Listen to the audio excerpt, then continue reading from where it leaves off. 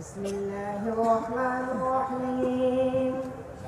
الحمد لله رب العالمين، والصلاة والسلام على سيد المرسلين وعلى آله وأصحابه أجمعين. أما بعد، فإن أصدق الحديث كتاب الله، وأحسن الهدي هدي محمد صلى الله عليه وسلم، وخير الأمور عوازمها، وشر الأمور محدثاتها، وكل محدثة بدعة، وكل بدعة ضلالة، وكل ضلالة في النار. وبالسند المتصل منا إلى الشيخ الإمام الهمام الحافظ الحجة أمير المؤمنين في الحديث أبي عبد الله محمد بن إسماعيل بن إبراهيم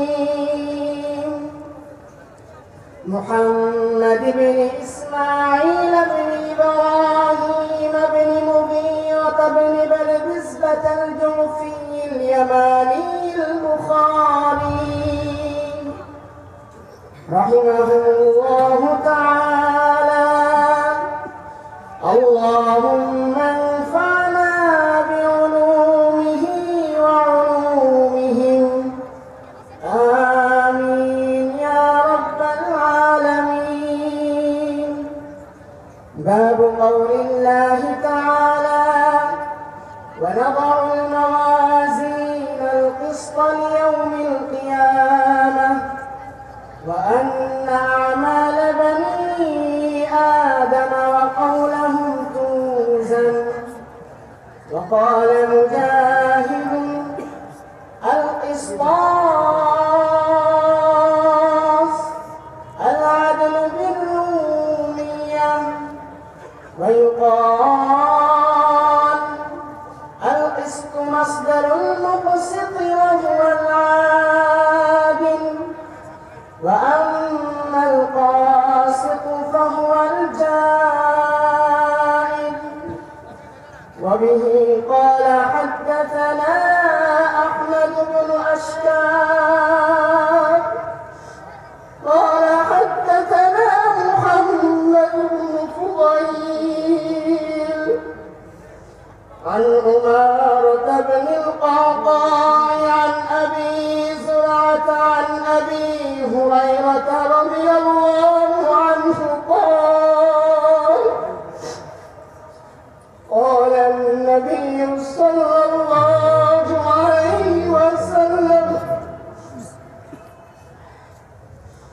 كلمتان حبيبتان إلى الرحمن خفيفتان على اللسان ثقيلتان في الميزان.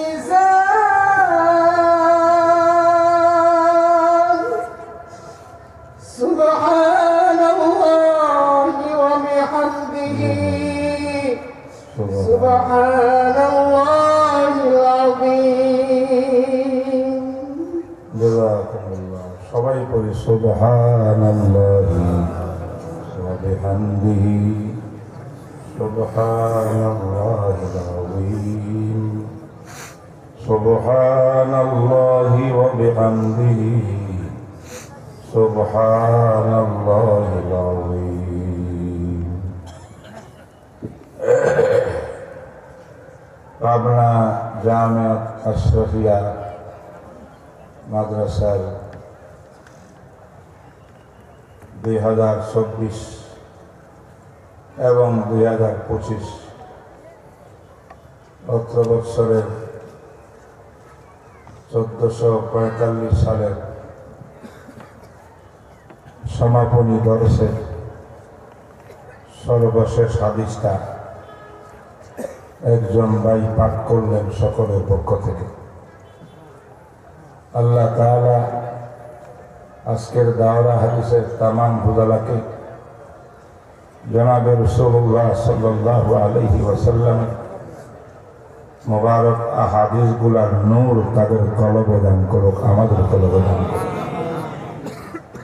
হাদিসের নূর দিয়ে, কোরআনের নূর দিয়ে আমাদের ঈমানকে, আমাদের আখলাককে, আমাদের জীবনকে আল্লাহ পাক নূরান্বিত করে দেন, আমিন। আমি অল্প কিছু কথা বলবো, এরপরে আমার চেয়ারে বসতে হবে, আমি একটু মাযুর। আর আগাগোড়া সব বয়ান 10টা পর্যন্ত ইনশাআল্লাহ এই হাদিসের উপরে হবে। কি বলেন? বিস্তারিতভাবে কি আছে এই হাদিসে, কি করণীয় আমাদের পুরা উম্মতের জন্য সুসংবাদ এই কিতাব, এই হাদিসের মধ্যে আছে। আমি কয়েকটা কথা বলবো, যারা প্রয়োজন মনে করবেন নোট করবেন ছাত্র ভাইরা। নম্বর 1, এই কিতাবটির নাম আল জামিউ সহিহুল মুসনাদুল মুখতাসার লিসুনানিহি ওয়া আইয়ামিহি। এই কিতাবটা ইমামে বুখারী রাহমাতুল্লাহ আলাইহি সংকলন করেছেন। 6 লক্ষ হাদিস ইমাম বুখারী রাহমাতুল্লাহ আলাইহির কাছে সংরক্ষিত ছিল। তার মধ্যে 2 লক্ষ সহিহ হাদিসের ইমাম বুখারী হাফেজ ছিলেন। 2 লক্ষ সহিহ হাদিস,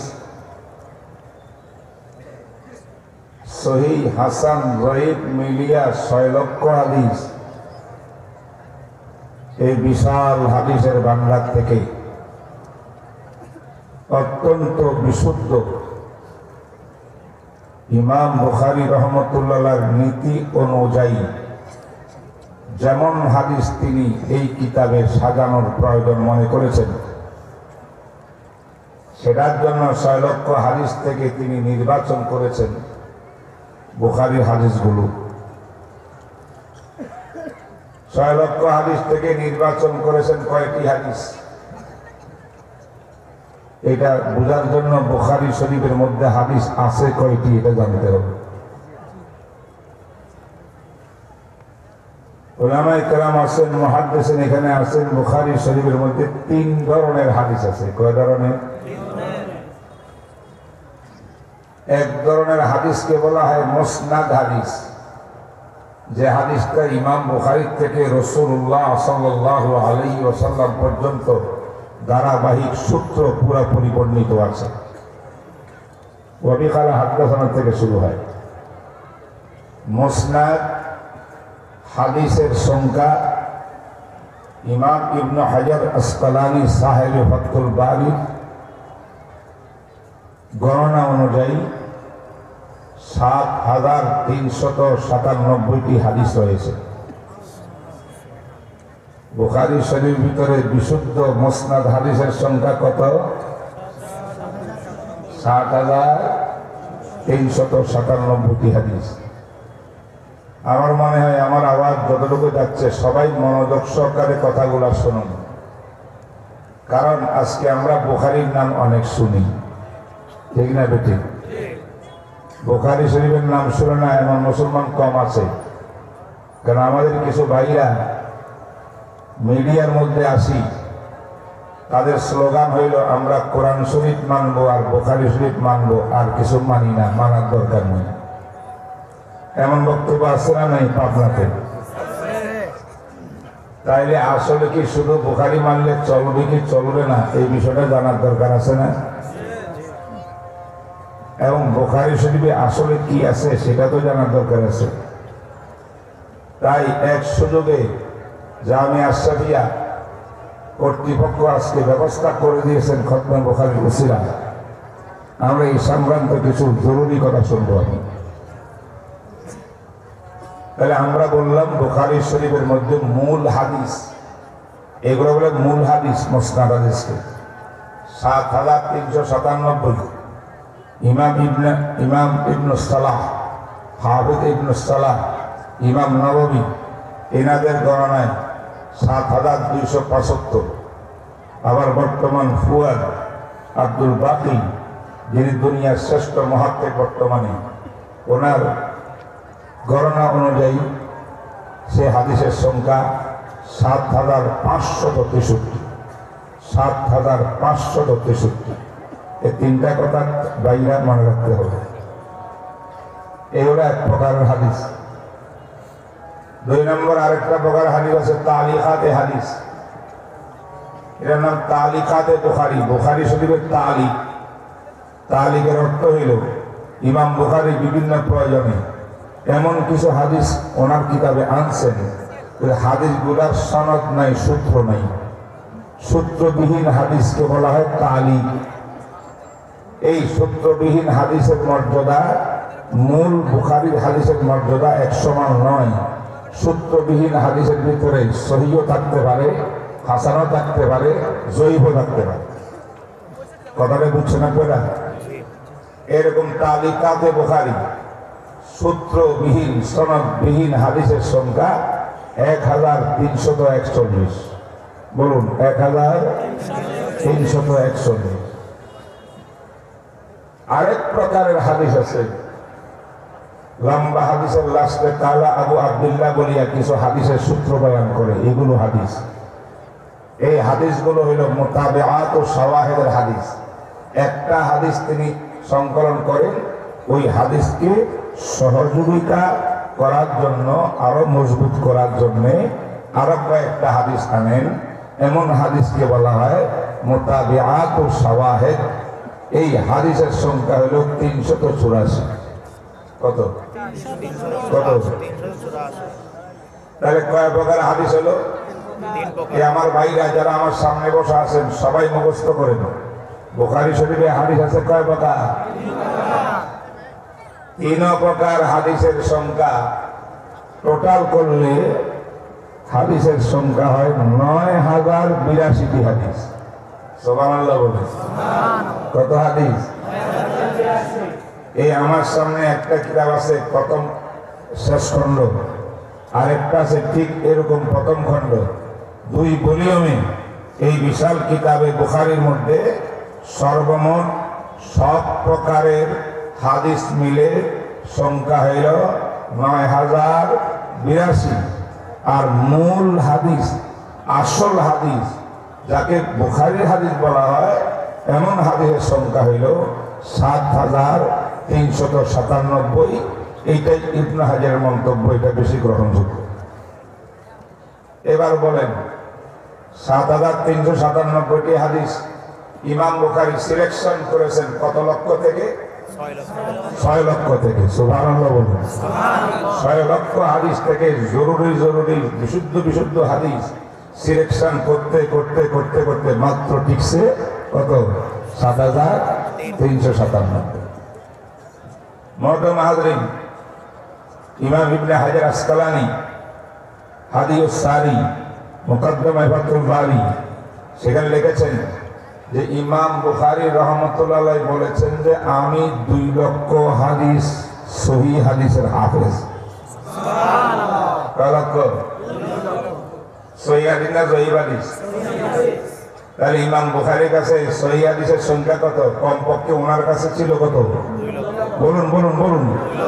2 লক্ষ ছিল তো? এই 2 লক্ষ থেকে সহিহ বুখারীতে আনছেন কয়টা? ৭,৩৯৭। এবার ৭,৩৯৭কে বিয়োগ দিলে 2 লক্ষ হাদিস থেকে কত হয়? ১,৯৩,০০০ আরো ৩০০ মতো হয়, তাই না? দোস্ত আহবাব, এই বুখারী শরীফের ভিতরে ইমাম বুখারীর কাছে সংকলিত সহিহ হাদিস 2 লক্ষ ছিল। তার মধ্যে মাত্র এই কিতাবের মধ্যে এসেছে ৭,৩৯৭।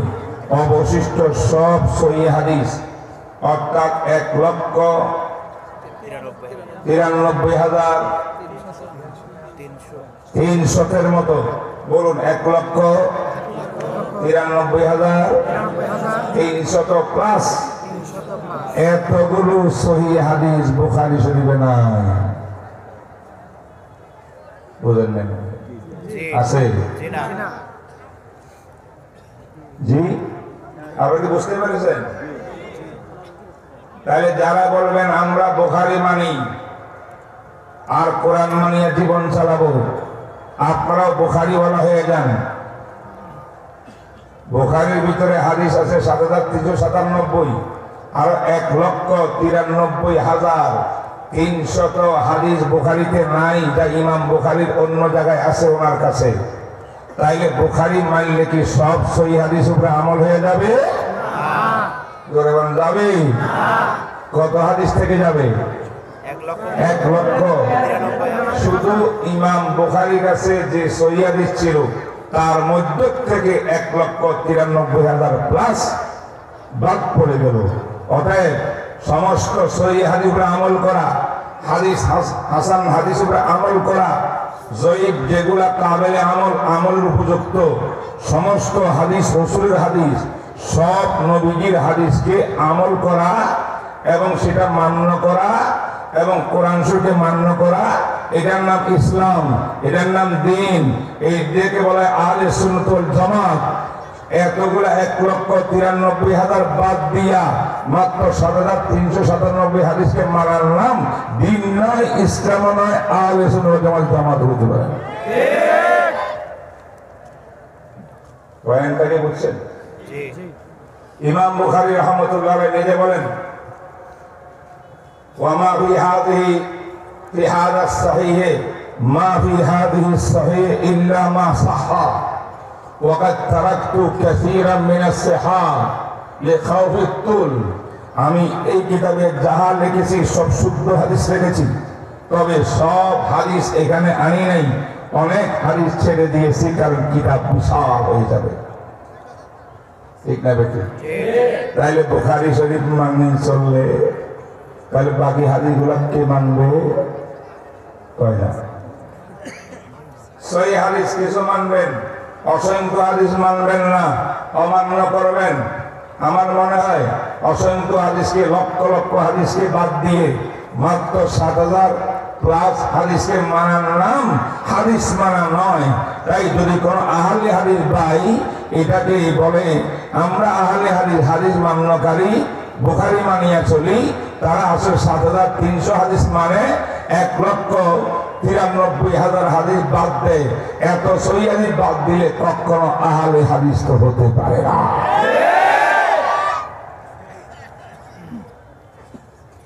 বুঝে আসছেন কথাটা? আমি বড় জরুরি কিছু কথা বলবো আপনাদের সামনে, রাজি আছেন তো? কিতাব থেকে বলবো, কিতাব বুখারী পড়ে। মুহতারাম হাজরিন, 7,397টি হাদিসকে ইমাম বুখারী রাহমাতুল্লাহ আলাইহি 97টি অধ্যায় বিভক্ত করেছেন। বলো কত অধ্যায়? প্রত্যেক অধ্যায়ের নাম কিতাব। কিতাবুল ঈমান, কিতাবুল ইলম, কিতাবুত তাহারাত, কিতাবুস সালাত, কিতাবুজ যাকাত, কিতাবুল হজ, কিতাবুত তায়াম্মুম, কিতাবুল বুয়ু ইত্যাদি ইত্যাদি, কিতাবুল মাগাজি, কিতাবুত তাফসীর, কিতাবু বাদিল খালক। এইভাবে কিতাব কিতাব কিতাব। এই বুখারীর ভিতরে প্রত্যেকটা অধ্যায়ের নাম কিতাব। এই অধ্যায় আছে কয়টি? 97টি। আমি মনে করি আজকে জামিয়া শরিয়ার সাধারণ মুসলমান ভাইরা যারা বয়ান শুনতে এসেছেন, ইসলাম শিখতে এসেছেন, আপনার জন্য সুবর্ণ সুযোগ। আপনিও মুখস্থ করে নেন বুখারী শরীফের ভিতরে অধ্যায় আছে কত? এবার আসেন অধ্যায়টা হলো বিরাট হেডলাইন। প্রত্যেক হেডলাইনের নিচে ছোট ছোট লাইন থাকে, এটার নাম অনুচ্ছেদ। অনুচ্ছেদকে আমরা বলি বাব। বুখারী শরীফের মধ্যে সর্বমোট বাবের সংখ্যা এক বর্ণনায় 3,400 50 বলুন 3450 আরেক বর্ণনায় আছে 4000 কত 4000 বাব 4000 অধ্যায় 93টি কিতাব 4000 অনুচ্ছেদ 93টি কিতাব 93টি অধ্যায় হাদিসের সংখ্যা 9082 আর এক ভাষায় মূল হাদিসের সংখ্যায় 7397 এই হলো পুরা বুখারী শরীফের নির্দেশ কথা আপনাকে বুঝতে পেরেছেন কষ্ট হয়েছে বুঝতে এই কথাগুলো বুঝতে কি আলেম লাগবে মাঠে পড়া লাগবে ওদের মুসলমানের জানা দরকার ঠিক না ঠিক বলে কারণ বুখারীর নাম নিয়ে আজকে বেশি সমস্যা হচ্ছে আজ আমার আদির ছাত্ররা সর্বশেষ অনুচ্ছেদ পাঠ করেছে এই অনুচ্ছেদের সিরিয়াল নম্বর কত হবে 4000 আরেক গণনা অনুযায়ী হবে 3450 এই সর্বশেষ অনুচ্ছেদটা পাঠ করেছে অনুচ্ছেদের আগে একটা অধ্যায় আছে অধ্যায়টা হলো কিতাবুত তাওহীদ অধ্যায় কি কিতাবুত তাওহীদ কিতাবুর রাদ্দ আলাল জাহমিয়া এটা কিতাবুত তাওহীদ আজীব কিতাব বুখারী শরীফ এই বুখারী শরীফের প্রথম শুরুর অধ্যায়টার নাম কিতাবুল ঈমান শেষ অধ্যায়ের নাম কিতাবুত তাওহীদ তাওহীদ আর ঈমান এক জিনিস তাওহীদ হলো ঈমানের মূল মন্ত্র ঠিক না ঠিক বলেন তাহলে ইমাম বুখারী রাহমাতুল্লাহ আলাইহি বুখারী শরীফকে আকীদা ঈমান দিয়ে স্টার্ট করলেন আবার ঈমান তাওহীদের আকে দিয়ে সমাপ্ত করলেন বলেন সুবহানাল্লাহ এর মাঝখানে সব আমল ঢুকে গেল কথা বুঝে আসছে আল্লাহু আকবার এমন আলোচ্য কিতাব যদি আমি সারা রাত আজকে বসে বসে বলি কিতাবের কথা শেষ হবে ইমাম আমার জানা মতো যতটুকু পড়াশোনা আমি করেছি আমি একজন ছাত্র পড়াশোনা করি আমার কাজে রিসার্চ ছাড়া পৃথিবীর ইতিহাসে এমন কোন লেখক পাওয়া যাবে না ইমাম বুখারীর মতো যিনি নিজের একটা গ্রন্থ রচনা করার জন্য এইভাবে কষ্ট করেছেন এবং নিজের জন্য শর্ত কন্ডিশন আরোপ করেছেন এক নম্বর কন্ডিশন বুখারীতে হাদিসটা আসতে হলে সহিহ হাদিস লাগবে দুই নম্বর কন্ডিশন সহির প্রথম তবকা প্রথম স্তরের সহির মধ্যে first class second class third class তিন ধরনের ক্লাস আছে কবি উজ্জব কাসিরুল মুলাজামত কবি উজ্জব কালিলুল মুলাজামত কাসিরুল খবিব উজ্জব কাসিরুল মুলাজামত খবিব উজ্জব কালিলুল মুলাজামত এগুলো আলেমদের ভাষা আপনারা বুঝবেন না আপনারা মনে করেন হাদিসের সহির মধ্যে কয়টা স্তর আছে 4টা স্তর আছে বুখারী শরীফের মধ্যে সহিহ হাদিস আসছে সব সহিহ হাদিসগুলা এক নম্বর প্রথম স্তরের সহিহ হাদিস সুবহানাল্লাহ তিনি কিতাবটা রেডি করে মদিনা মুনাওয়ারার মধ্যে আল্লাহু আকবার রাসূলের রওজার পাশে এই কিতাব ফাইনাল করলেন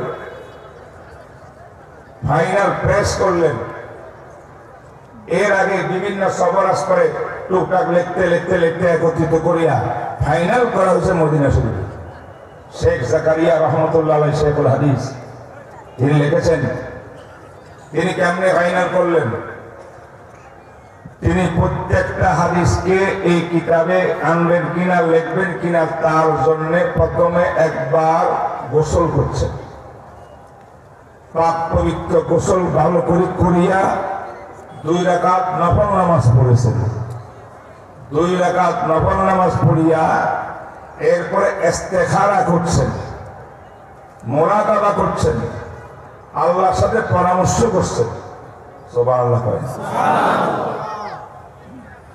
অনেক সময় পরামর্শের পরেও আল্লাহর সাথে মোরাকাবার পরেও অন্তরের ভিতরে হাদিসটা গ্রহণ করা না করার ক্ষেত্রে কোনো ইঙ্গিত পান না। যদি এমনটি হয় কিছু আসতো না দিলের মধ্যে, তখন ইমাম বুখারী নিজের মজলিস থেকে উঠিয়া রসুলের পাকের রওজার সামনে যান, যেখানে আমরা সালাম দিই। নবী পাকের রওজার সামনে যেখানে দাঁড়াই দাঁড়ায় সালাম দিই, সেখানে গেছেন। সেখানে গিয়ে রসুলের চেহারা মোবারকের সামনে একটা স্বর্ণের মোড়ানো একটা ছিদ্রের আছে, এটার নাম হলো আরবিতে মুআজাহা শরীফ। ছাত্র ভাইরা মনে রাখো কি নাম? মুআজাহা শরীফ। মুআজাহা ওয়াজহুন বিওয়াজহিন, অর্থাৎ আপনি যদি চেহারাকে রওজার দিকে, রসুলের রওজা পাকের দিকে তাকাইয়া ওই জায়গায় দাঁড়ান, রাসূলুল্লাহ সাল্লাল্লাহু আলাইহি ওয়াসাল্লামের চেহারাও আপনার দিকে তাকাবে, আপনার চেহারা নবীর চেহারা দিকে পড়বে, ফেস টু ফেস মুখোমুখি হবে। এই জন্য এই জায়গার নাম মুআজাহা শরীফ। এই মুআজাহা শরীফের এত ফজিলত, ওইখানে দাঁড়াইয়া যদি কোনো দোয়া করেন মুহূর্তের মধ্যে আল্লাহ কবুল করবে। ইমাম বুখারী রাহমাতুল্লাহ আলাইহি যথেষ্ট ইস্তেখারা মোরাকাবা করিয়া যখন আল্লাহ পাকের পক্ষ থেকে হুকুম পান না, হাদিসটা আনতে মনে চায় কিতাবের মধ্যে, কিন্তু কোনো ইঙ্গিত নাই, তখন তিনি সেখান থেকে উনি সোজা মুআজাহা শরীফে যান। যাইয়া প্রথমে রাসূলুল্লাহ সাল্লাল্লাহু আলাইহি ওয়াসাল্লামের দরবারে সালাম পেশ করেন। সালাম, আসসালাতু ওয়াসসালামু আলাইকা ইয়া রাসূলুল্লাহ। যারা উমরা গেছেন না, আপনারা হজে গেছেন না, অনেকে ওইখানে সালাম দিচ্ছেন না? ইমাম বুখারী সালাম দিতেন। সালাম দিয়া এবার কেবলামুখী হইতেন। জানেন মদিনা শরীফ কেবলা হলে দক্ষিণ দিকে, কেবলামুখী হইতেন। ওইখানে দাঁড়াইয়া কেবলামুখী হইয়া আল্লাহর কাছে হাত তুলতেন, আল্লাহ আমি আপনার মাহবুব নবীর দরবারে দাঁড়ানো, আমার সামনে কয়েকটা হাদিস, আল্লাহ হাদিসগুলো খুব ভালো মনে হয়, অনেক শুদ্ধ মনে হয়, কিন্তু আমি তো আপনার সঙ্গে পরামর্শ করা ছাড়া একটা হাদিসও আমি কিতাবে আনি নাই, কিন্তু কয়েকবার মোরাকাবা করলাম, এই হাদিস নিয়ে কোনো ফলাফল পাচ্ছি না। আল্লাহ রওজা পাকের সামনে দাঁড়িয়েছি, এই পবিত্র মুআজাহা শরীফের বরকতে আল্লাহ যদি হাদিসটা সহিহ হয়, আমার কিতাবে আনার মতো হয়, আল্লাহ আপনি আমার দিলের ভিতরে সহিহ করে ঢেলে দেন। আমার কথা কি বুঝে আসছে আপনাকে? এইভাবে দোয়া করে করে মাত্র হাদিস নিছেন 6 লক্ষ থেকে কত? 7,397। আমার ভাইয়া বলেন, পৃথিবীতে এমন একটা লেখক দেখান, এমন কিতাবের লেখক দেখান, যে ব্যক্তি নিজের কিতাবটা, গ্রন্থটা লেখার জন্য রওজা পাকের সামনে দাঁড়াইয়া এইভাবে আল্লাহর কাছে কান্নাকাটি করি, আল্লাহ থেকে ফয়সালা নিয়েছে, মোরাকাবা করিয়া আল্লাহ থেকে ফয়সালা নিয়েছে। উনি ইমাম বুখারী, মস্ত বড় মুহাদ্দিস। তিনি ওনার হাদিসের বিচারে কোনটা শুদ্ধ, কোনটা সহিহ, কোনটা সহিহ না, এটা ইমাম বুখারীর থেকে অনেকে বেশি জানেন না, কয়েকজন আছে বেশি জানেন, উনি অনেক বেশি জানেন। এরপর তিনি বলেন, আমি আমার যোগ্যতার উপরে, আমার মাপকাঠির উপরে আমি হাদিসটাকে নির্ভর করে আমার কিতাবে আনবো না, যতক্ষণ না আল্লাহ পাক রব্বুল আলামিন আমার দিকে আমাকে হাদিসটা আনার জন্য দিলের ভিতরে প্রেরণা জাগ্রত করে না দেয়। এটার নাম সহিহুল বুখারী। এই জন্য আল্লাহ পাক এই কিতাবকে কেমন কবুল করছেন বলবো একটু। আজকে যে বসছেন, কোন জায়গায় বসছেন আপনি জানেন না। উলামায়ে কেরাম লিখেছেন, ইমাম বুখারীর একজন শাগির্দ মুহাম্মদ ইবনে ইউসুফ ইবনে মাতার আর ইমাম ফেরাবরি, তিনি বলেন, আমি একদিন স্বপ্নে দেখলাম ইমাম বুখারী রাহমাতুল্লাহ আলাইহি হাঁটতেছেন, সামনে রাসূলুল্লাহ সাল্লাল্লাহু আলাইহি ওয়াসাল্লাম হাঁটতেছেন।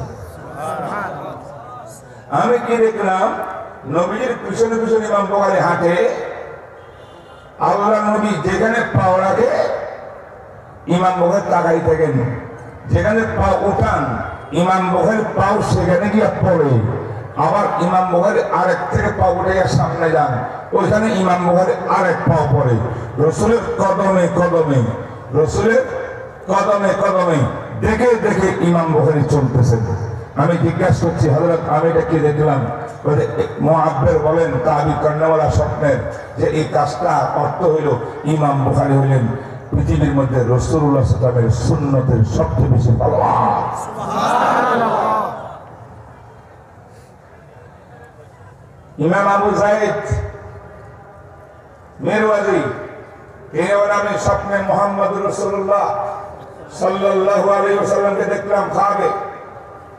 আমার নবী স্বপ্নে আসিয়া বলতেছেন, হে যায়েদ, আবু যায়েদ, আইনা তুরিদ, কোথায় যাওয়ার ইচ্ছা? দেখছিস তাড়াহুড়া করতেছ। ঘটনাটা স্বপ্নে। তিনি বলেন, ইয়া রাসূলুল্লাহ, আমি ইমাম মুহাম্মদ ইবনে ইসমাঈল বুখারীর কাছে যাচ্ছি। সুবহানাল্লাহ। আল্লাহ নবী বললেন, যায়েদ ঠিক আছে, আবু যায়েদ তুমি যাও, তুমি আমি রাসূলের পক্ষ থেকে মুহাম্মদ ইবনে ইসমাঈল বুখারীকে সালাম বলিও। স্বপ্নে যোগে মুহাম্মদ রাসূলুল্লাহ সাল্লাল্লাহু আলাইহি ওয়াসাল্লাম যে মহান ব্যক্তিকে সালাম দেন, ওই ব্যক্তির নাম ইমাম বুখারী রাহমাতুল্লাহ আলাইহি। আর একটা আশ্চর্য কিতাবে লেখছেন আব্দুল ওয়াহাব শাহরানি সাহেব আল মিজানুল কুবরা সাহেব শাহরানি, তিনি বলেন, আমি একদিন মুরাকাবা করতেছিলাম। তিনি আল্লাহর একজন মাদরজাত ওলি এবং বড় মুহাদ্দিস, শাফি মাযহাবের, আমাদের হানফি মাযহাবের না। তিনি বলেন, আমি মুরাকাবা করতেছি ফজরের পরে, চোখ বন্ধ করি, ধ্যান করতেছি, আল্লাহর মারিফতে হাবুডুবু খাচ্ছিলাম। হঠাৎ করে আমার তন্দ্রা এসে গেছে। এরপর আমি দেখি কি, তন্দ্রার ভিতরে দেখি যে আমি হঠাৎ করি রাসূলের মদিনা মুনাওয়ারা মসজিদ নববীর মধ্যে গিয়ে পৌঁছেছি। এবার আমি চিন্তা করলাম, কিভাবে রাসূলের দরজার পাশে চলে আসলাম? এখন সালাম দিতে হবে, তাড়াহুড়া করতেছি আমি রাসূলের সামনে যাওয়ার জন্য। তাড়াহুড়া করতে গিয়ে দেখি, ইয়া আল্লাহ, সালাম কাকে দিব? রওজার মধ্যে রাসূলুল্লাহ সাল্লাম বসা, আর 9 জন বিজ্ঞ বিজ্ঞ আলেম, পাগড়িওয়ালা, নূরানি চেহারাওয়ালা, তারা নবীর সামনে বসা। ইনি বড় কাশফ কেরামতওয়ালা লোক ছিলেন ইমাম শাহরানি। তিনি দেখলেন যে কাশফ থেকে দেখলেন বসা আছেন তিনি নবী, সামনে যারা ছাত্র, রাসূল সবক ক্লাস করতেছেন, সবক পড়াচ্ছেন, বুঝেন নাই কথা? এখন শাহরানি বলে, সুবহানাল্লাহ, আমি কি আজকে এই ক্লাস থেকে মাহরুম হব? জামিয়া শরিয়ার খতম বুখারী চলতেছে, ক্লাস চলতেছে, আমি কি এখানে মাহরুম হতে পারি? ঠিক শাহরানি বলে, নবীর সবক হইতেছে, আমি কোন মাহরুম হব? তাড়াতাড়ি গেছি বসার জন্য।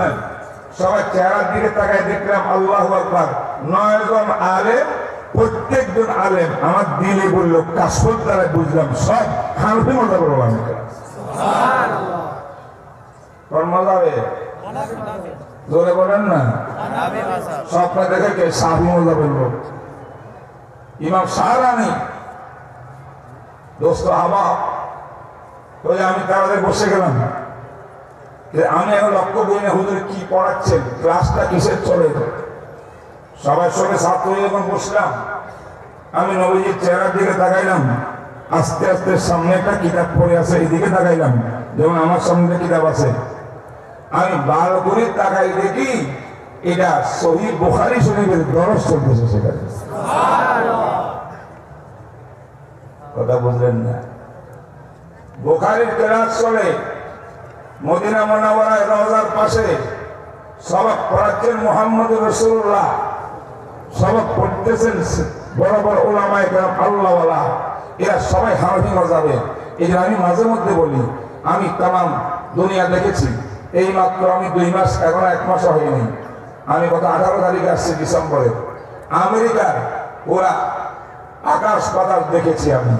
আমেরিকার ভিতরে অনেক আলেমের সঙ্গে সাক্ষাৎ, বড় মাসার সঙ্গে সাক্ষাৎ, বড় মাহফিল, তাফসীর, অনেক কিছু আমি করেছি সেখানে আলহামদুলিল্লাহ। 2 মাসে লন্ডন দেখেছি, ইন্দোনেশিয়া দেখেছি, মালয়েশিয়া দেখেছি, আরব দেশ দেখেছি। বিশ্বাস করেন, কোন দুনিয়ার কোন জায়গায় বুখারী শরীফ ফার্স্ট টু লাস্ট একটা হাদিস পড়া হয় না। টুকটাক কয়েকটা হাদিস পড়াইয়া আমি বুখারী পড়ছি।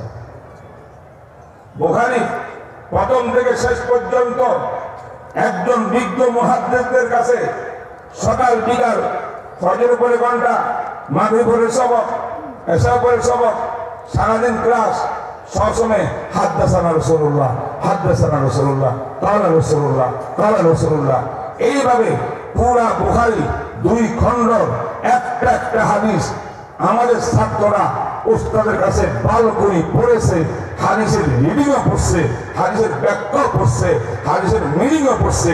রিডিং মিনিং সব পড়িয়া বুখারী শরীফ সত্যিভাবে বুঝার মতো উলামায়ে কেরামের উলামায়ে দেওয়া।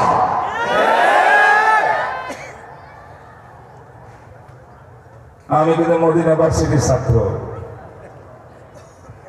আমি জামিয়া ইমাম মুহাম্মদ সৈয়দ ইসলামিয়ার আমি ছাত্র,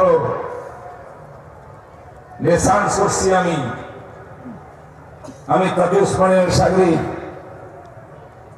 তকি উসমানের সাগরের কাছে আমি হাদিস পড়িয়া যখন আরব দুনিয়ার মধ্যে গেলাম, মদিনাতে রিয়াদে, তারা যখন হাদিস পড়ায় আমি হাসি। ওই খাতা একটা নে কিছু হাদিস সংকলন করি, ওইখানে একটা বক্তৃতা দেয়।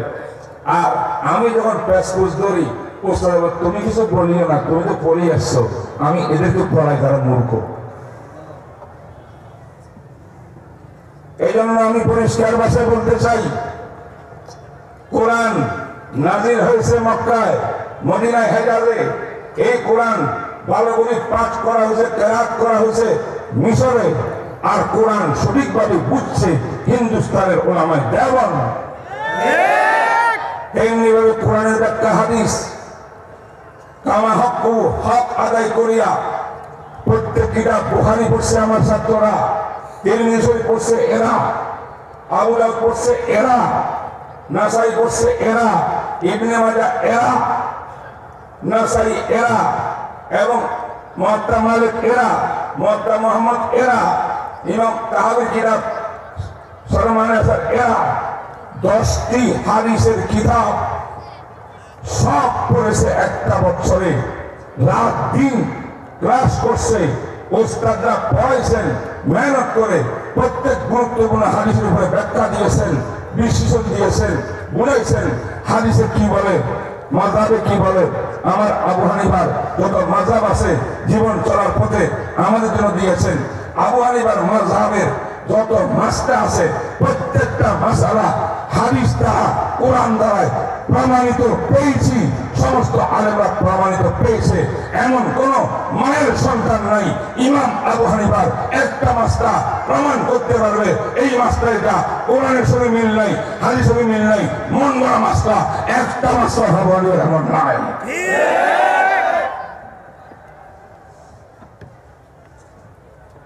কষ্ট হচ্ছে আপনাদের? বুখারী শরীফ কেমন কিতাব বুঝছেন তো? আজকে এই আজিম কিতাব আমরা নিয়ে বসেছি, আমার ছাত্র ভাইরা পড়েছেন। আমি অদমকে দিছে পড়াইবার জন্য। আমার ডানে বানে এই দেশের বড় বড় মুহাদ্দিসিনরা আছে, যে কোনো একজন মুহাদ্দিস পড়াইতে পারতেন। যাই হোক, এটা মশওয়ারা করছেন, আমি এই ভাগ্য পেয়েছি, আমার জন্য সৌভাগ্য। আমি বলতে চাই, আমার একজন বড় বুজুর্গ ছিলেন আব্দুল্লাহ মুহাদ্দিস দেহলভী রহমাতুল্লাহ আলাইহি। আব্দুল্লাহ মুহাদ্দিস দেহলভী ওনার কিতাবে লিখছেন, আমি বুখারী শরীফ খতম করছি প্রথম থেকে শেষ পর্যন্ত। কোরআন শরীফ যেমন তেলাওয়াত করি খতম করে, বুখারী শরীফ পুরাটা আমি খতম করছি। খতম করিয়া একটা প্রয়োজন, বিপদের থেকে মুক্তির জন্য আল্লাহর কাছে দোয়া করছি। একাধিকবার করেছি। যতবার করেছি বুখারী শরীফের উসিলায় আল্লাহ পাক বিপদ মুক্ত করেছেন। আল্লামা মুহাদ্দিস আসিলউদ্দিন তিনি বলছেন, আমি 120 বার 120টা বড় বড় উদ্দেশ্য, মারাত্মক কঠিন বিপদ আপদ এইগুলা নিয়ে কেন্দ্র করি 120 বার বুখারী রিডিং করছি, খতম করছি, তেলাওয়াত করিয়া আল্লাহ পাক বুখারীর উসিলায়, দুরূদ শরীফের উসিলায়, বদরি সাহাবীদের নামের উসিলায় আল্লাহ পাক রব্বুল আলামিন আমার সব দোয়াগুলো কবুল করেছেন। সুবহানাল্লাহ। তাহলে আজকে এখানে আপনারা যারা বসছেন, বুখারী ক্লাসটা আমি শেষ করিয়া দোয়া করলে কবুল হবে না ইনশাআল্লাহ? ইনশাআল্লাহ। অতএব একটু মনোযোগ সহকারে আলোচনা শুনেন, আপনাদের লাভ হবে।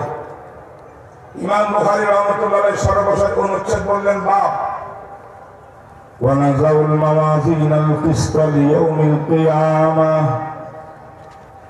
فلا تظلم نفس شيئا وإن كان مثقال حبة من خردل أتينا بها وكفى بنا حاسبين। সূরাতুল আম্বিয়া 47 নম্বর আয়াত।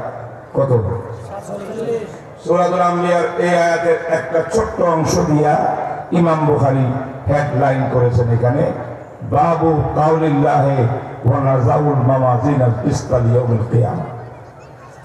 সব তাড়াতাড়ি করে বলা যাবে না, যেটা আপনার বুঝার বিষয়। আমি ওলামা আপনারা সবাইকে মিলিয়া কথাগুলো ওইভাবে বলার চেষ্টা করব। মোহতারাম হাজরিন, এই আয়াতের নির্যাস হইল আল্লাহ পাক রব্বুল আলামিন বলেন, কিয়ামতের দিন আমি আল্লাহ পাল্লা স্থাপন করব, মিজান স্থাপন করব, যেই মিজান হবে মিজানে আদল, সুবিচারের মিজান, পাল্লা হবে সুবিচারের। এই সুবিচার পাল্লা দিয়া দুনিয়াতে কারা কারা কার উপরে অবিচার করছে, কারা মজলুম হয়েছে, কারা জালেম হয়েছে, জালেমের চিহ্নিত হবে পাল্লায় মাপিয়া, মজলুম কারা চিহ্নিত হবে পাল্লায় মাপিয়া, নেককার কারা চিহ্নিত হবে পাল্লায় আমল মাপিয়া, বদকার কারা জাহান্নামী চিহ্নিত হবে হিসাব নিকাশ করিয়া। এই জন্য আমি একটা পাল্লা স্থাপন করেছি, কিয়ামতের ময়দানে পাল্লা স্থাপন হবে। কি করেন, বিশ্বাস করেন কিনা আপনারা? কিয়ামতের ময়দানে পাল্লা থাকবে কি থাকবে না? ইমাম বুখারী বলেন ওয়া আন্না আমালা বানি আদম ওয়া কাওলুহুম ইউজান আও তুজান। ইমাম বুখারী বলেন, এর অর্থ হইল, হে বনি আদম, হে আদম সন্তান, মনে রাখবা তোমার যত আমল, যত কর্ম, যত কথা, যত রকমের পদক্ষেপ দুনিয়াতে আছে, যাহা যাহা করো সব কিছু আল্লাহ পাক রব্বুল আলামিন পাল্লার মধ্যে মাপ দিবেন। মাপ দেওয়ার পরে কোনটা নেক কাজ, কোনটা গুনার কাজ, সব আলাদা আলাদা হয়ে যাবে। সেই দিন এই পাল্লার মাধ্যমে, যেই পাল্লা নেকের পাল্লা ভারী হইলে তোমার জন্য জান্নাতের ফয়সালা হবে, আর গুনার পাল্লা ভারী হলে জাহান্নামের ফয়সালা হবে। বিশ্বাস করেন? তা কারা কারা করেন হাত করেন? আল্লাহ তুমি কবুল করো। যদি এই কথা বিশ্বাস করি, দুনিয়ার ভিতরে আমরা মোস্তানি করতে পারি না, কথা বলে না, মোস্তানি করতে পারি না, জায়গা দখল করতে পারি না, কথা বলে না, গায়ের জোর খাটাইয়া অন্যের হক নষ্ট করতে পারি না, নিরীহ মানুষকে জেলে দিতে পারি না, নিরীহ মানুষের বিরুদ্ধে মামলা করতে পারি না। সমস্ত অন্যায়, অপরাধ, জুলুম, ব্যভিচার, অত্যাচার, সব ফাঁসিবাদী কাহিনী যা দুনিয়াতে ঘটে, একমাত্র তার কারণ সে বিশ্বাসই করে না মিজানের পাল্লা তার আমল মাপতে হবে। এই বিশ্বাস অন্তরের গভীর থেকে যারা করবে, তারা বুঝবে আমার আমলের তো খবর আছে, যা করব এমনি যাবে না, সব রেকর্ড হয়েছে। এই ফেরেশতারা লিখতেছেন, আল্লাহর দরবারে সব মাপ দেওয়া হবে। সেই দিন আল্লাহর কাছে আমার জবাবদিহিতা আছে। তাই মন চাই জীবন যাপন করতে পারি না। আমি হক কোনটা, ইনসাফ কোনটা, সেটা আমার দেখতে হবে। হক পথে চলতে হবে, জুলুম করা যাবে না। ঠিক না ঠিক বলে?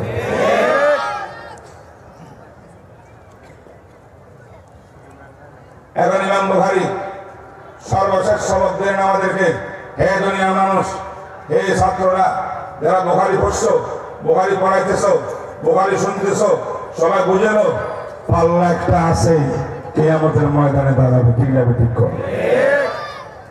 এখন পাল্লা এটা বিশাল বড় পাল্লা, ফেরেশতা জিবরাইল ধরবেন, এক এক পাল্লার এক ডানার ভিতরে 7 আসমান জমিন দিলে তবু পড়বে না। এই বড় বিশাল একটা মিজান আল্লাহ পাকের শান অনুযায়ী আল্লাহ পাক স্থাপন করবেন।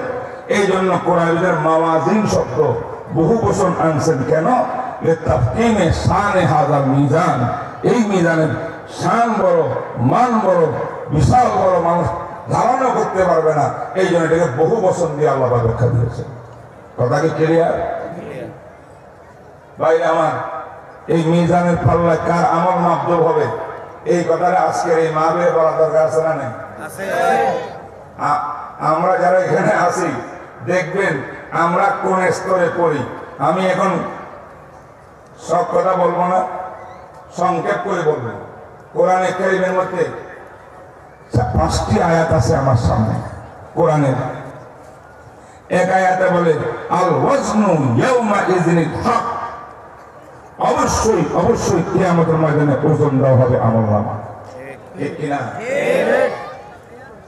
আল্লাযিনা যাল্লা সাইয়ুহুম ফিল হায়াতিদ দুনিয়া ওয়া হুম ইয়াহসাবুনা আন্নাহুম ইহসিনুনা সুনআ উলাইকা আল্লাযিনা কাফারু বিআয়াতি রাব্বিহিম ওয়া লিকাইহি ফাহাবিতাত আমালুহুম ফালাম নুকিমু লাহুম ইয়াওমাল কিয়ামাতি ওজনা। এটা আরেকটি আয়াত কোরআন।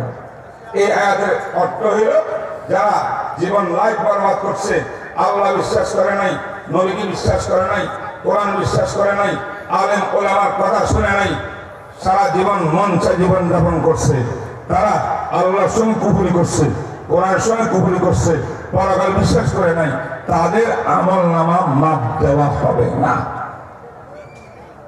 এক আয়াতে মাপ দেওয়া হবে, আর এই আয়াতে মাপ দেওয়া পরিমাপ করা হবে না।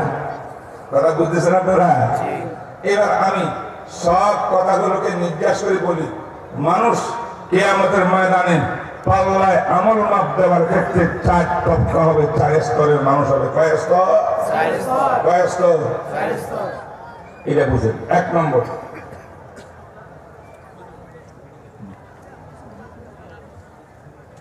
তিরমিজি শরীফ 2য় খণ্ড 70 নম্বর পৃষ্ঠা। বলো, তিরমিজি শরীফ 2য় খণ্ড 70 নম্বর পৃষ্ঠা। এখানে একটা হাদিস আছে। عن أبي أمامة رضي الله تعالى عنه قال قال النبي صلى الله عليه وسلم وعدني ربي عز وجل أن يدخل من أمتي الجنة 70,000 ما كل 1000 70,000 لا حساب عليهم ولا عذاب. سبحان الله. জানাবে রাসূলুল্লাহ সাল্লাল্লাহু আলাইহি ওয়াসাল্লাম ইরশাদ করেন, হাদিস তিরমিজি শরীফের বিশুদ্ধ সনদে, সেই হাদিসের মধ্যে আছে, আল্লাহর নবী বলেন, আমার আল্লাহ আমি মুহাম্মদ রাসূলের সঙ্গে ওয়াদা করেছেন, কমিটমেন্ট করেছেন। কে করছে ওয়াদা? আল্লাহ। কার সাথে? নবীর সাথে। বুঝতেছেন না? কি ওয়াদা করছেন? আল্লাহ বলেন, নবী হে আমার মাহবুব, আপনার উম্মতের থেকে আমি আল্লাহ 70,000 উম্মতকে সিলেকশন করিয়া আমি আল্লাহ বিনা হিসাব নিকাশে জান্নাতে দিয়ে দেব। বিনা হিসাবে জান্নাত দিব কত? 70,000। সুবহানাল্লাহ বলবেন। এদের আমল নামের মাপটা কিছু হবে না, সোজা জান্নাতে, বিনা হিসাবে জান্নাতে। কিন্তু কথা এখানে শেষ নয়। নবীজি বলেন, আমার আল্লাহ এটা বলছেন, মা কুল্লি আলফিন 70,000, 70,000-এর ভিতরে প্রতি 1000-এর সাথে আরো 70,000, প্রতি 1000-এর সঙ্গে আরো 70,000, প্রত্যেক ব্যক্তির সঙ্গে আরো 70 জন। তাহলে কত হয়? 49 লক্ষ হয়। 49 লক্ষ নবীর উম্মতকে আল্লাহ পাক ওয়াদা করছেন হিসাব নিকাশ ছাড়া, পাল্লায় মাপটাপ দেওয়া ছাড়া বিনা হিসাবে জান্নাত। বুঝতে পেরেছেন? এতটুকু দ্বারায় আমরা তো শুকর আদায় করতেছি। আমার নবী, আমাদের নবীজি একটু পেরেশান। আল্লাহ আমার উম্মতের সঙ্গে কত, কিয়ামত পর্যন্ত আমার উম্মত কত আরব করব, million trillion trillion trillion trillion মানুষ হবে, ঠিক না ঠিক করে? এত উম্মতের মধ্যে 49 লক্ষ তো লবণ না তরকারির মধ্যে, কথা কয় না? তার মানে আমার নবী আরো চায়, সুবহানাল্লাহ কয় না? চান কিনা আল্লাহ থেকে? আমরা চাই কিনা? বলেন চাই। নবীজিও চাইছেন, আরো বেশি চাই। আর আল্লাহ কিন্তু ওয়াদা করছেন, ওয়ালা সাওফা ইউতিকা রাব্বুকা ফাতারদা।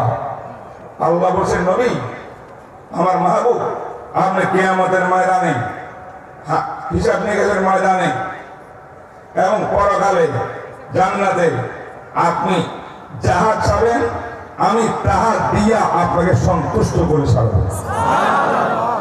আপনি সন্তুষ্ট হবেন না এমন কাজ আমি করবো না। সুবহানাল্লাহ। এটা আমাদের নবী। সুবহানাল্লাহ। এবার আমার নবী আরো চায়। আল্লাহ তো বুঝতে পেরেছেন নবীজি আরো চায়। আল্লাহ পাক আরেকটা ঘোষণা দিলেন, 49 লক্ষকে বিনা হিসাবে জান্নাত বেহেশতে দেওয়ার পরে আল্লাহ বলেন, নবীজি আপনি খুশি হয়ে যান, আমি আল্লাহ আপনার গুনাহগার বান্দা যখন হাসরের মাঠে দাঁড়াবে, যারা নেক কাজও কিছু করছে, গুনার কাজ বেশি করছে, এমন গুনাহগার অসংখ্য সব কিয়ামতের ময়দানে একত্রিত হবে, আমি আল্লাহ তাদের সমাবেশের মধ্যে আমার কুদরতি দুই হাত দিয়ে, কুদরতি হাত দিয়ে একটা কোষ মারব। কোষ বলেন, বুঝেন? কোষ দুই হাতে এক কোষ মারিয়া আমার হাতে যা উঠবে বিনা হিসাবে জান্নাত। আরেক কোষ মারব বিনা হিসাবে জান্নাত। আরেক কোষ মারব বিনা হিসাবে জান্নাত। ওয়া সালাসু হাসায়াতিন মিন হাসায়াতি রাব্বি আযজা ওয়া জাল্লা। ফারিহান নবী সাল্লাল্লাহু আলাইহি ওয়াসাল্লাম নবীজি খুশি হয়ে গেছেন। বিলিয়ন ট্রিলিয়ন দিলেও নবীজি খুশি হইতেন না, উম্মতের সংখ্যা তো বেশি। এই জন্য আল্লাহ পাক এমন একটা মাসলা আমার নবীকে দিলেন যে নবীজির আর কিছু বলার নাই, আমাদের কিছু বলার নাই। আল্লাহ বলেন, আমার হাত কত বড়, আমি যেমন মহান, আমার হাতটাও তেমন মহান, আমার কোষটাও হবে তেমন মহান। কত বড় হবে আমার এই কুদরতি হাতের ভিতরে, কত বিলিয়ন আসবে, কত ট্রিলিয়ন আসবে, কি পরিমাণ আসবে, পৃথিবীর কোন শক্তিটা মাপচুপ করে শেষ করতে পারবে না। কথা বুঝেন না আপনি? বানাই করলাম না, হাদিসে আছে। কোন হাদিস? তিরমিজি শরীফ 2য় খণ্ড 70 নম্বর পৃষ্ঠা। বুঝতে পেরেছেন আপনারা? আচ্ছা, এখনো অনেকের মনে মনে একটু সমস্যা। আল্লাহ জানে, আল্লাহর হাতের কুদরতি হাতের মধ্যে না উঠি তাহলে আমাদের ব্যবস্থা কি হবে? মহাতারাম হাজরিন, আরো বহু ব্যবস্থা আল্লাহ পাক করে রেখেছেন। সুবহানাল্লাহ। আল্লাহ পাক রব্বুল আলামিন সাহাবায়ে কেরামকে বলেন, হে আমার সাহাবারা, আমার উম্মতের মধ্যে কাদের কাছে পছন্দ হয় এদেরকে নিয়ে জান্নাতে চলে যাবে। আম্বিয়া কেরাম নবীগণকে বলবেন, সুপারিশ করার অধিকার দিলাম, ইচ্ছা মতো সুপারিশ করো, তাকে সুপারিশ করবে যাদের ব্যাপারে আমি আল্লাহ কবুল করে নেব। আমাদের বিশ্বনবী মুহাম্মদ রাসূলুল্লাহ সাল্লাল্লাহু আলাইহি ওয়াসাল্লামের 5টা সুপারিশের অধিকার দিবেন। সুবহানাল্লাহ। এই কথাগুলো বলার কিন্তু অনেক সময় সুযোগ হয় না। কয়টা অধিকার? 5টা। প্রথম অধিকার হইল, হুজুর আপনি কাকে কাকে পছন্দ করেন সুপারিশ করেন। সুপারিশটা কি? আল্লাহ আমার এই উম্মত বিনা হিসাবে আমি জান্নাতে নিতে চাই, আপনি অনুমতি দেন।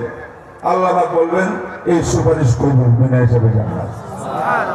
2 নম্বর, আমাদের নবী বলেন, আল্লাহ আর বিনা হিসাবে চাই না, আমি চাই হিসাব নিকাশ করেই জান্নাতে দেন, হিসাবান ইয়াসিরা, তবে হিসাবটাকে সহজ করে দিন যাতে আমার উম্মত আপনার দরবারে আটকা না পড়ে, জাহান্নামে যাইতে না হয়। হিসাবে সহজ হিসাব দিয়া কোন রকম আল্লাহ পাক বাহানা দিয়া জান্নাতে পারে। তিন নম্বর তাফসীরে জালালাইন শরীফের হাসিয়াতে, তিন নম্বর নবীজি বলবেন আল্লাহ আমার ওই উম্মতকে জান্নাতের অমুক জায়গায় তার জন্য বরাদ্দ রাখছেন। আল্লাহ আমি চাই আমার উম্মত এই জান্নাত নয় আরো উঁচু জান্নাতের মধ্যে গিয়া অবস্থান করো। আমি সুপারিশ করতেছি আমার উম্মতটাকে এই নিচের জান্নাত থেকে নিয়ে উপরে জান্নাত দিয়ে দেয়। কটা গেল? তিনটা। নম্বর 4 নবীজি সুপারিশ করবেন যাদের জন্য জাহান্নামের ফয়সালা হয়ে গেছে, ফেরেশতা টেনে নিয়ে জাহান্নামে নিক্ষেপ করতে নিয়ে যাইতেছে। আল্লাহ নবী দেখছে হায় হায় এটা আমার উম্মত, দাড়ি আমার, টুপি আমার, মেসওয়াক আমার, আখলাক আমার, এ তো নামাজ পড়তে পড়তে দাগ তৈরি দিয়েছে, তার চেহারা সব দেখা যাচ্ছে। ফেরেশতা দাঁড়াও। জাদুস সাঈদ কিতাবের মধ্যে আশ্রয় থানবী লিখছে, থানবী সাহেব লিখছে, হাদিসটা আনছে। ফেরেশতা দাঁড়াবে, কেন নিয়ে যাও? কোথায় নিয়ে যাও? জাহান্নামে নিক্ষেপ করতে। কেন? তার নেক আমলের পাল্লা হালকা হয়েছে, গুনার পাল্লা ভারী হয়েছে, তার জন্য জাহান্নামের ফয়সালা হয়ে গেছে, আমি খালি ডিউটি পালন করতেছি। আল্লাহু আকবার। আল্লাহর নবী বলবেন ও ফেরেশতারা দাঁড়াও, আমার কথা শুনো। চিঠি ফেরেশতারা শুনবে, আল্লাহ পাক রব্বুল আলামিনের দরবারে নিয়ে যাবে, যেখানে মিজান পাল্লা সেখানে বলবে আবার তুমি আমার উম্মতের আমলনামা মাপ দাও আমার সামনে, আমি দেখতে চাই তার নেক আমল কম কেমনি হইল। আল্লাহু আকবার। হাদিসের মধ্যে আছে ওই ব্যক্তির ফেরেশতারা আমলনামা আবার মাপ দিবে, যখন মাপ যোগ করবে ঠিক দেখবেন নেক আমলের পাল্লা হালকা আর গুনার পাল্লা ভারী।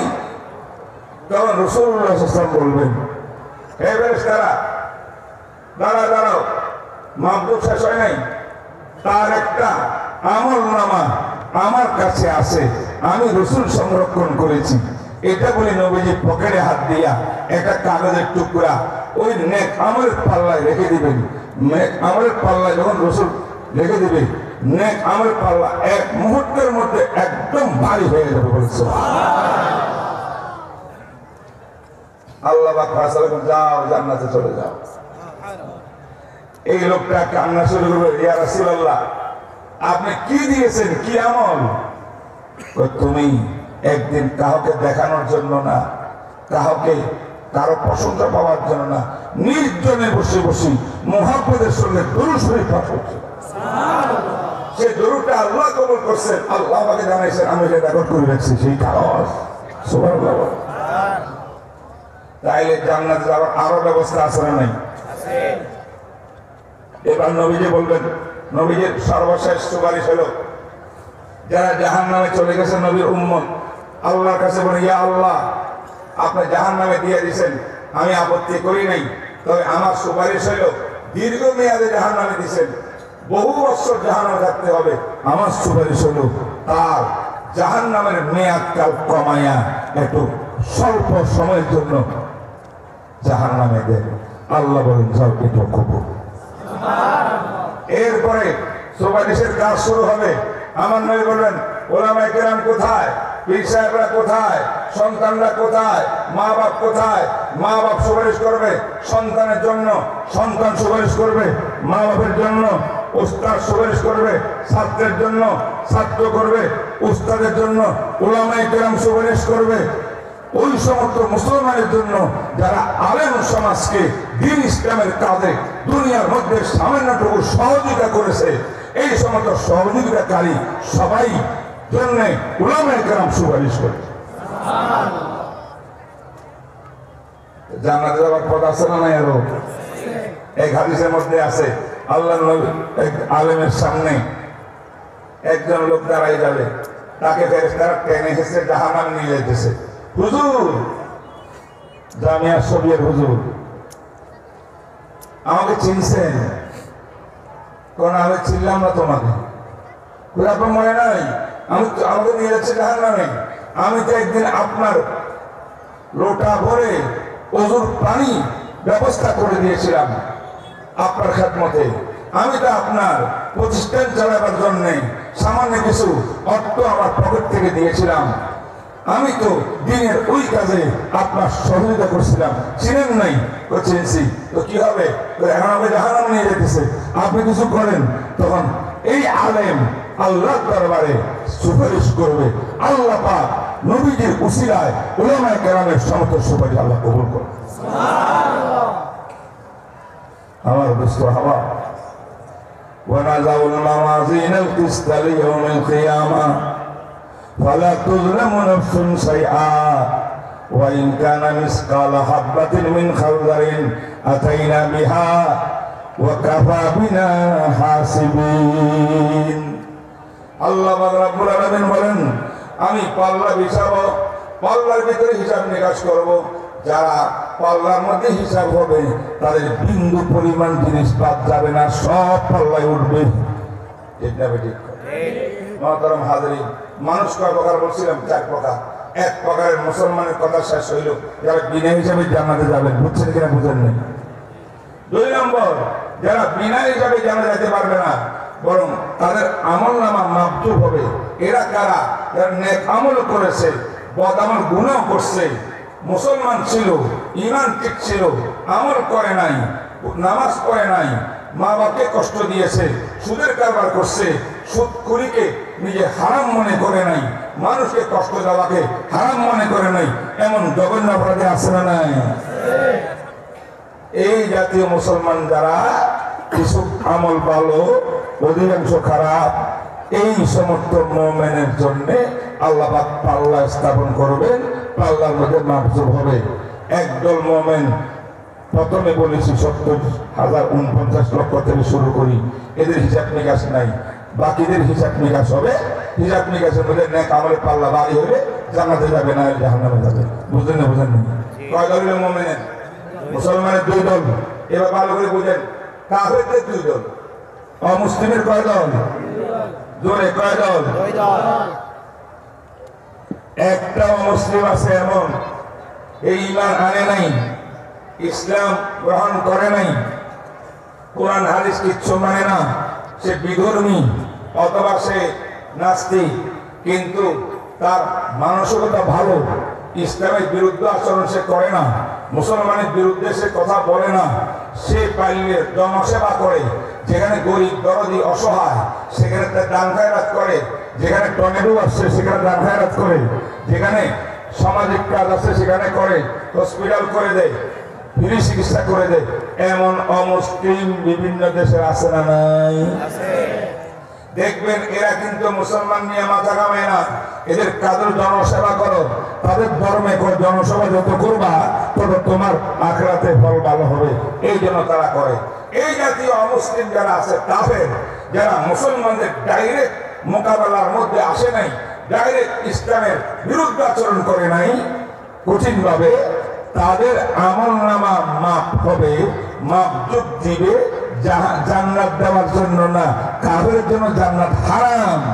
কিন্তু আমল নামা মাপজুব হবে, জাহান্নামের কোন জায়গায় তাকে রাখবে আল্লাহ পাক, কঠিন শাস্তি দিবে না মাদারি শাস্তি দিবে না হালকা শাস্তি দিবে, এর সিদ্ধান্ত নেওয়ার জন্য, তাকে দেখানোর জন্য তার আমল নামা মাপজুব হবে। বুঝছে না? বুঝে না?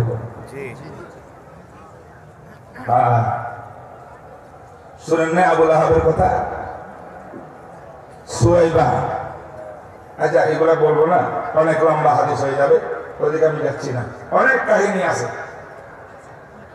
আবু তালেবকে শুধুমাত্র পায়ের মধ্যে জাহান্নামের আগুনে জুতা পরাই দিব, আর বেশি কঠিন শাস্তি দিব না। এই শাস্তি কম কেন হইল? তার কিছু দুনিয়াতে ভালো আমল আছে। মুহাম্মদ রাসূলুল্লাহ সাল্লাল্লাহু আলাইহি ওয়াসাল্লামের পাশে দাঁড়াইতো, ঈমান আনে নাই, কিন্তু কাফের বেঈমানদেরকে আমার নবীর উপরে হামলা করতে সহজে মক্কা ছেড়ে দেয় না। ঠিক না? ঠিক করে। এই হলো এক প্রকারের কাফের। আরেক প্রকারের অমুসলিম কাফের আছে, সবাই চিনেন এদেরকে। চিনেন না আপনারা? চিনেন না? ওই সমস্ত কাফের যারা মুসলমান ইসলামের নাম শুনলে শরীর জ্বলে, গা জ্বলে, যারা মুসলমানের নাম শুনতে পারে না, দাড়ি দেখতে পারে না, টুপি দেখতে পারে না, মাদ্রাসা দেখতে পারে না, কোরআন শিক্ষা দেখতে পারে না, আলেম ওলামা দেখতে পারে না, গাউস গুরু দেখতে পারে না, মসজিদ সহ্য করতে পারে না, তাদের 24 ঘন্টার চেষ্টা হলো ইসলামকে কবর দিয়া তাদের নাস্তিকতাকে দুনিয়াতে প্রতিষ্ঠা করা। এমন নাস্তিক বেঈমান যারা আছে, যারা উলামায়ে কেরামের উপরে অতীতে নির্যাতন চালাবার কুপরামর্শ দিয়েছে, সহযোগিতা করেছে, এই জাতীয় নাস্তিক বেঈমান যারা আছে, কাট্টা কাফের, ইসলামের শত্রু, কোরআনের শত্রু, উলামায়ে কেরামের শত্রু, এই সমস্ত বেঈমানদেরকে কোন হিসাব নিকাশ নাই, বিনা হিসাবে চিরস্থায়ী জাহান্নাম। হিসাব আছে না? হিসাব ছাড়া মুমিনের দল হিসাব ছাড়া জান্নাতে, এটা বিনা হিসাবে জাহান্নাম। আর মাঝখানে দুই দল, কিছু মুমিনের কিছু কাফেরের। আমার কথাটা বুঝছেন না? বুঝেন নাই দোস্ত হাবাব? এবার আমি সামনে চলি। এই অনুচ্ছেদটা ইমাম বুখারী রাহমাতুল্লাহ আলাইহি কায়েম করার পরে এবার সামনে উনি কিছু কথা বলতে একটা হাদিস পেশ করছেন। হাদিসটা আরো গুরুত্বপূর্ণ। সুবহানাল্লাহ।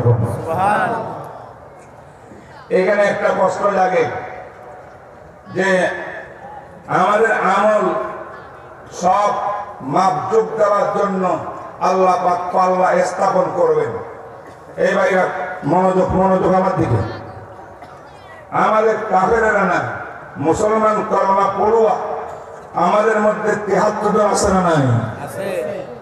73 দলের মধ্যে এক দলের নাম আহলে সুন্নাত ওয়াল জামাত, আর 72 দল ভ্রষ্ট আকীদার বিশ্বাসী।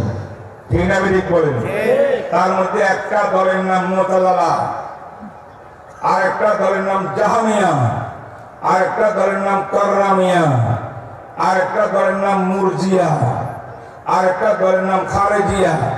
এরা সব মুসলমান বটে, কালমা পড়ার কারণে, আকীদার ভ্রষ্টতার কারণে এটা বাতিল গোমরা জামাত। এই না বেটি? এদের মধ্যে একটা দল ছিল যে দলের মূল মন্ত্র হইল যে যুক্তিতে আসলে কোরআন মানি, যুক্তি মতো হইলে আমি হাদিস মানি, আমার যুক্তির বিরুদ্ধে হইলে কোরআন মানি না, হাদিস মানি না। নাউযুবিল্লাহ। এমন লোক আছে না নাই? এদেরকে বর্তমান যুগে আমি বলি বুদ্ধিজীবী, নাস্তিক বুদ্ধিজীবী। আস্তিক না, নাস্তিক বুদ্ধিজীবী আছে না নাই? এদের দেখবেন টকশোর মধ্যে বসিয়া যুক্তি দিয়া ইসলামের খণ্ডন করবে, ইসলামের ব্যাখ্যা দিবে। আপনি বসে বসে শুনবেন, ওয়াজ মাহফিলে আসিয়া হক্কানি আলেমের বয়ান আপনার ভালো লাগে না, টকশোর মধ্যে বসিয়া নাস্তিকের যুক্তি ভালো লাগে। যুক্তির উপরে ইসলাম চলবে না, কোরআন সুন্নাহর উপরে ইসলাম চলবে। এই না বেটি বলে? এই যুক্তিবাদী তারা বলেছে সুদের কারবার হালাল। কেন? কোরআনে যে সুদকে হারাম করেছে, এটা নবীজির যুগে কিছু গরিব মানুষ ছিল, বাচ্চা কাচ্চা লালন পালন করতে পারতো না, পেটে ভাত নাই। এখন মরা অবস্থা একজন বড় লোকের কাছে গেছে, চৌধুরী সাহেব আমাকে 100টা টাকা দেন, বাল বাচ্চা নিয়ে আমি কোন রকম খেয়ে বাঁচি। চৌধুরী সাহেব বললো দেব, সমস্যা নাই, কিন্তু 3 মাস পরে আমার টাকা দিবা, 120 টাকা নিতে হবে। কত? 20 টাকা। এটা কি সুদ? বুঝে না কথা? ঠিক না? তাহলে সুদ নিচ্ছেন কার থেকে? এমন গরিব থেকে যে টাকা আপনার থেকে নিচ্ছে কিন্তু ব্যবসা করার জন্য না, নিজের জীবন বাঁচাবার জন্য। এটা হারাম, এটা জুলুম, এটা অন্যায়। আমরা মানি এটা আহল্লাল্লাহুল বাইআ ওয়া হারামার রিবা, এই রিবা হারাম আমরা মানি। কিন্তু বর্তমান দুনিয়াতে ব্যাংক থেকে সুদের উপরে ঋণ গ্রহণ করে বড় বড় বিজনেসম্যানরা ফ্যাক্টরি একটা পর একটা বানাইতেছে, 10টা 20টা 30টা বানাইতেছে, হাজার কোটি টাকা ব্যাংক খালি করিয়া সুদের উপরে টাকা নিয়ে দিয়ে দিছে। ব্যাংকের মধ্যে টাকা ফেরত দেওয়ার কোনো ব্যবস্থা নাই, একে ধরতে পারে না। এরকম ব্যাংকের টাকা লুটপাট করে আজ বিদেশের মধ্যে গিয়া বিভিন্ন রকম অপকর্ম করে দেশে থাকতে পারে নাই। গত 5 তারিখের পরে এই দেশ যখন একটা নিয়ত সুন্দর একটা ব্যবস্থাপনায় এসেছে, ওই রকম চোর একটাও বাংলা দূরে থাকতে পারে না।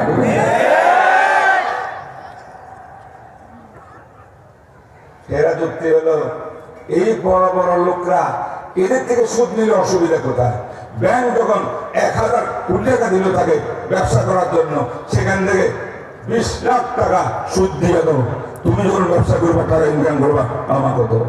অতএব বড় লোকেরকে সুদের, বড় লোক থেকে টাকা নিলে সুদ নেওয়া বৈধ, গরিব থেকে অবৈধ, এমন যুক্তি দিয়েছে যারা, তাদের নাম আগের যুগে মুতাজিলা, বর্তমান যুগে হলো বুদ্ধিজীবী বা আধুনিক, যারা আধুনিকভাবে ইসলামকে উপস্থাপন করে তারাই তারা। অতএব এমন এক দল ছিল, তারা বলছে আল্লাহ পাক পাল্লা বিচারেন না, পাল্লা স্থাপন করবেন না। নাউযুবিল্লাহ বলে, পাল্লার মধ্যে আদম জাতির আমলনামা মাপও দিবেন না। নাউযুবিল্লাহ বলে। কোরআনে কি বলে? ওয়ানাজাউল মাওয়াজিনা, পাল্লা স্থাপন করা হবে কিনা, লিল কিসতে মাপসুব হবে কিনা। হাদিস কি বলে? সাকিলাতানে ফিল মিজান, দুইটা বাক্য এত গুরুত্বপূর্ণ, আল্লাহর কাছে প্রিয়, মাহবুব এবং উচ্চারণে বড় সহজ। যদি আল্লাহ কবুল করে এই দুইটা ওজিফা, দুইটা তাসবিহ যদি আল্লাহ কবুল করেন, তাহলে আমলনামার পাল্লায় ওজন দিলে এটা উহুদ পাহাড়ের থেকে ভারী হয়ে গেছে। তো ভারী হবে কি মাপ দিলে না না দিলে? তাহলে মাপ দেওয়ার কথা হাদিসে আছে না নাই? কোরআনের জায়গায় জায়গায় জায়গায় জায়গায় আছে না নাই? বলেন না, আছে। এখন যদি কেউ যুক্তি দিয়া বলে মাপ দেব না, কেন? আল্লাহ জানেন কার আমল কি, মাপ দিবে কেন? কেন দোকানদারে মাপ দে, মাল কি পরিমাণ হবে, 1 মণ হয় না 1/2 মণ হয়, সে জানে না বলে আপনিও মাপি নেন, দোকানদারও মাপ করে। কিন্তু আল্লাহ পাক তো আলিমুল গায়ব, সব জানে, আল্লাহ মাপবে কেন? এদের মাপের কথা বিশ্বাস করতেছে না। 1। 2 নম্বর হইল আমাদের আমল মাপবে কেন? আলেমা তো কোনো শরীর নাই, আমলের শরীর আছে নি, দৈর্ঘ্য বস্তু আছে। আজকে এসার নামাজ কারা কারা পড়ছে আমার চাই হাত করেন। আল্লাহ, মাশাআল্লাহ, আল্লাহ কবুল ফরমা। আজকে এসারের নামাজের উসিলায় জীবনের সব গুনাহ কথা মাফ করুন। এসার নামাজে পড়ছি, এই আমলটা দেখাতে পারবেন? দেখা যায়, ধরা যায়, দৈর্ঘ্য আছে, প্রস্থ আছে, গভীরতা আছে। যেটা নাই সেটা মাপবে কেমনে? বেগুন তরকারি মাপতে পারে, আলু মাপতে পারে, লোহা মাপতে পারে, আমল কেন মাপবে? তাদের মাথায় করে না আমল কেন মাপবে? আমলকে মাপ দেওয়া অসম্ভব, তাই তারা অস্বীকার করে করছে। মিজানকেও, মিজানের পাল্লার মধ্যে মাপ দেওয়াকে অস্বীকার করছে। বলেন তাদের অস্বীকার করার মূল কারণ কি? কোরআন হাদিস না মন গড়া যুক্তি? মন গড়া যুক্তি, ঠিক না ঠিক বলেন?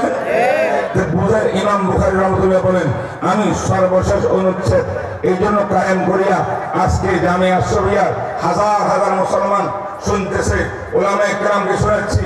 সেটা হলো আমি আল্লাহ মিজান, পাল্লা স্থাপন করব। আমি আল্লাহ সমস্ত বনি আদমের আমল সবকিছুর মাপজোক করব। মাপজোকের উপরে সিদ্ধান্ত হবে জান্নাতের আর জাহান্নামের, ইত্যাদি ইত্যাদি। এটা আমার আল্লাহ বললেন, নবীজি হাদিসের মধ্যে বললেন। তাহলে এটা কেন বললেন? এই কথা শিক্ষা দেওয়ার জন্য যে কোরআন হাদিস নির্মন করা যুক্তির উপরে চলবে না। ইসলাম চলবে কোরআন অনুযায়ী, ইসলাম চলবে সুন্নাহ অনুযায়ী। যারা কোরআন সুন্নাহর বিরুদ্ধে উল্টা পাল্টা বক্তব্য দিয়া, যুক্তি দিয়া মুসলমানকে নতুন নতুন ইসলাম শেখাচ্ছে, এদের কথা মানা যাবে না।